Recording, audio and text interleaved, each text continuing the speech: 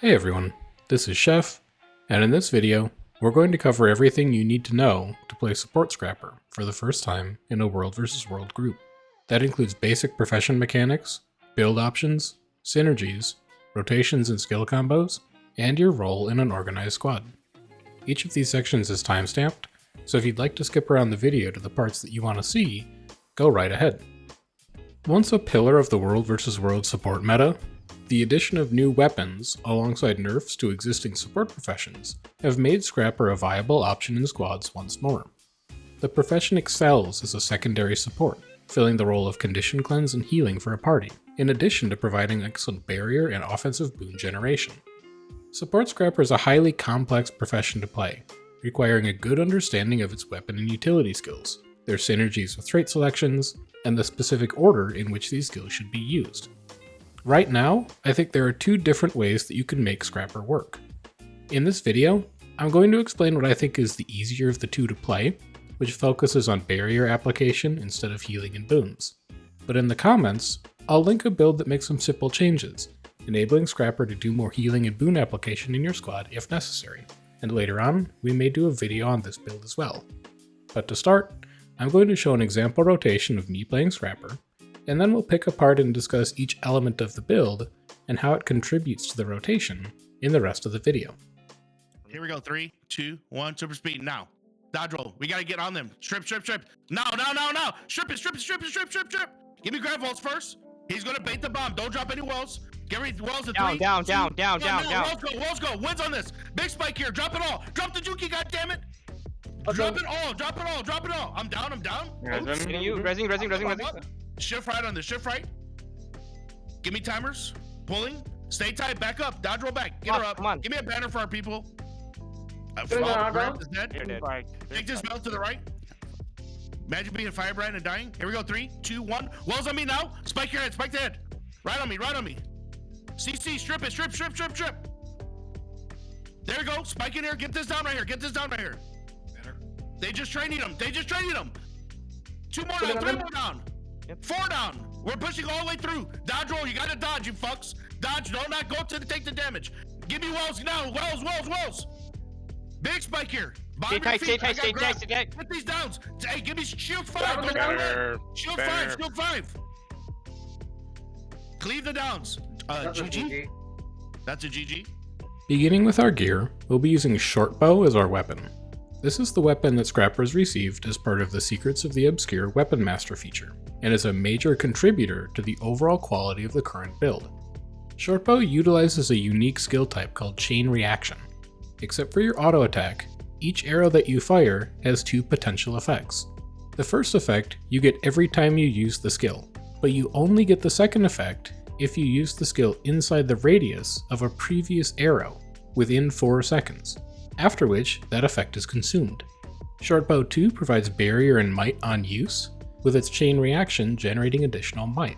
Shortbow 3 provides healing and 2 condition clears on use, and continues to provide a pulsing heal afterwards, with the chain reaction clearing an additional 2 conditions. Shortbow 4 provides protection and Aegis on use, with the chain reaction granting additional protection. And Shortbow 5 provides super speed to allies and stuns enemies, with the chain reaction dazing enemies as a follow-up. On this weapon, we use a Sigil of Transference for additional healing, and a Sigil of Energy for refilling endurance in a pinch. Like all other engineer specializations, Scrapper can't weapon swap well in combat, so on our unused weapon, we use a Sigil of Life, and swap to our primary weapon once we have full stacks. We'll be using the Minstrel prefix on all of our gear, along with Monk runes, to maximize our healing output. And finally, for our relic, we'll use Relic of the Flock. On Engineer specifically, Flock is activated by using your Tool Belt healing skill on F1, and not on your regular healing skill, which is usually bound to 6. In our utilities, we're going to take Medkit, Elixir Gun, Bulwark Gyro, Purge Gyro, and Supply Drop. Medkit and Elixir Gun are both kit skills, replacing your active weapon skills when used, and triggering weapon swap sigils like Energy. In Medkit, your 1, 2, and 4 are sources of healing, your 3 skill is a pulsing condition cleanse, and your 5 skill is a boon source and blast finisher. As a tool belt skill, you get Bandage Self, which is a source of personal healing, and will synergize with some later traits. In Elixir Gun, you'll spend most of your time using 3, which is a burst condition cleanse, and 5, which is a pulsing heal. But your 4 skill is also a blast finisher, which can be used to generate additional support. As a tool belt skill, you get Healing Mist, which is a personal stun break that also grants regen to allies. Bulwark Gyro is a source of barrier, padding the health of your allies, and applying additional barrier around you with each pulse. As a tool belt skill, you get Defense Field, which gives stability to allies and destroys incoming projectiles. Purge Gyro pulses condition cleanse around you for 5 seconds, and its tool belt skill, Chemical Field, can be used on downstacks to prevent resurrects from working as effectively. And your elite skill, Supply Drop, is an additional blast finisher that also stuns foes when cast. For traits, start by taking Inventions 323, Alchemy 312, and Scrapper 221. In Inventions, our minor traits improve our F1 healing skill, with Cleansing Pulse adding a condition cleanse, and Reconstruction Enclosure adding protection. Our final minor trait, Energy Amplifier, improves our healing power while we have regeneration, which should be almost all of the time. In our major traits, we take Smoke Bomb, as well as Soothing Detonation, which causes all of our tool belt skills to heal around us when used. Finally, in our Grandmaster, we take Medical Dispersion Field. This trait saves a portion of the healing we apply to ourselves, and then uses this to heal nearby allies. Depending on how active your playstyle is, how much healing you do, and the rest of your squad composition, Medical Dispersion Field can make up a significant portion of your outgoing healing overall. Anti-corrosion plating is a possible option for additional condition removal, but if this is something you're having issues with, it's usually fixed by having better timing and usage of your clears, instead of exchanging traits entirely. In our Alchemy Traitline, we further improve our F1 healing skill, as well as our ability to generate and maintain boons. Transmute converts conditions on us into boons when using our F1 healing skill, and Compounding Chemicals increases our boon duration by 5%. With our major trait Health Insurance, we improve our outgoing healing by 7% while using Medkit, and improve our incoming healing from other sources by 10%. With Comeback Cure, we spread regeneration anytime we remove a condition from an ally, and with Purity of Purpose, every 3 seconds, we convert a condition into a boon instead of just removing it. In our Scrapper Traitline, we gain access to the Function Gyro, our elite tool belt skill. The Function Gyro is able to res allies and stomp downs, but is destroyed by any crowd control effects, making this particular functionality unreliable in World vs. World. However, our Scrapper traits add additional functionality to the skill. With our minor trait Speed of Synergy, we generate super speed for ourselves anytime we use our F1 healing skill, and give this super speed to allies at half the duration. And in our major traits, we take System Shocker, which adds a daze to our Function Gyro, and then grants barrier to allies anytime we disable a foe. We can do this with Shortbow 5 and Supply Drop, in addition to our Gyro.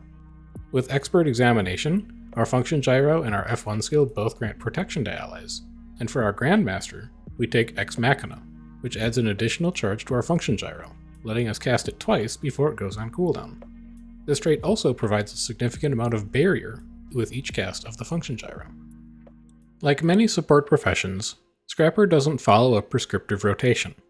Instead, many of your skills are reactionary, and need to be used in response to what's happening in your squad and in your current fight. Scrapper provides 3 different kinds of support: Barrier, Cleanse, and Healing. So let's go over how and when to use each of these in a fight. Barrier is at its most effective when it prevents a player from entering downstate. You want to apply Barrier to your allies before they're about to take significant amounts of damage, to cushion the amount of actual health that's lost. Your primary sources of Barrier are Bulwark Gyro and Function Gyro, and you'll want to use either of these skills before a push, whether it's your group pushing, or being pushed on by an enemy. You also generate Barrier by using Shortbow 2 and by disabling foes with System Shocker, but these sources of Barrier are lower and are parts of other skill combos for the profession or unreliable to land successfully. Moving on to cleanses, almost all of Scrapper's condition removal is pulsing. Fumigate, Cleansing Field, and Purge Gyro all remove a number of conditions over time. With Shortbow 3 and its chain reaction, your best source of burst condition clears with 4. This means that for Scrapper, your condition clears are slightly more proactive. If you wait until your entire party is blanketed with conditions before you start to remove them, you've waited too long. You won't be able to clear them all fast enough. Instead, you want to try and anticipate when there's a large number of conditions incoming, and delay your clears as much as possible until you need to use them otherwise. Fumigate and Shortbow 3's chain reaction do clear the most conditions per time spent using the skill, so you may want to try and hold either of those until you need them, letting Purge Gyro and Cleansing Field do the majority of the work of cleansing conditions over time. Your heals are the most reactionary of your 3 support roles, and you want to wait to heal allies until they actually begin taking damage. Your biggest sources of burst healing are on Medkit 4, Medkit 2, and Elixir Gun 5, with Shortbow 3, any of your tool belt skills, and Medkit auto attacks making up the rest of your healing sources on the profession. While Scrapper has a number of sources of regen, it does tend to have a lower healing power than other professions like Druid, meaning that your regen applications will usually get overwritten by somebody else. Scrapper's final rotation component is in Blasting Fields. This build uses 5 blast finishers: Shortbow 2, Shortbow 5, Medkit 5, Elixir Gun 4, and Supply Drop. Using any blast finisher within a light field will clear conditions from allies, while using any blast finisher within a water field will heal allies. You can either use fields created by allies, or you can use your own light fields, created by Purge Gyro and Elixir Gun 5, or your own water fields, created by Medkit 3. This turns many of your skills into simple 2-button rotations. For example, using Elixir Gun 5 will heal allies and clear conditions, but clear additional conditions if blasted with Elixir Gun 4 afterwards. Similarly, your Shortbow has a number of specific combos that can grant you additional effects. The chain reaction effects on Shortbow 3 and Shortbow 4 are strongest, so you usually want to lead with these skills, then use either Shortbow 2 or Shortbow 5 to activate chain reaction, and blast any fields in the process.